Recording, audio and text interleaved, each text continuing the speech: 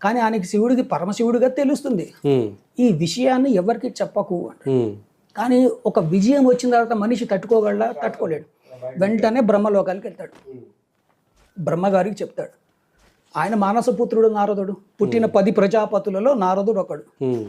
ఈయనేం చేస్తాడు, నాయనా మంచిది జరిగింది, నీకు మంచి తపస్సు చేశావు, వసంతుడు మన్మథుడు వీళ్ళందరూ నిన్ను ప్రేరేపించినా కూడా నువ్వు చెక్కు చెదరకుండా అద్భుతమైన తపస్సు చేశావు, కాబట్టి చాలా మంచి చేశావు, నువ్వు విష్ణులోకానికి వెళ్ళి చెప్పకు అంటాడు.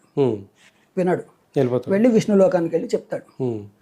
చెప్పినప్పుడు విష్ణు మాయతోటి ఈయన భూలోకానికి వచ్చి ఒక కృత్రిమముగా తయారు చేసినటువంటి రాజ్యములో చూసి అక్కడ ఉన్న ఆయన కూతుర్ని చూసి ఆమెను వివాహం ఆడాలి. ఇక్కడేమో జితేంద్రుడని చెప్పిన వాడు ఒక ఆడపిల్లని, కృత్రిమముగా తయారు చేసినటువంటి ఒక ఆడపిల్లని చూసి మోహానికి గురి అయ్యి పెళ్లి చేసుకోవాలనుకుని విష్ణుమూర్తి దగ్గరికి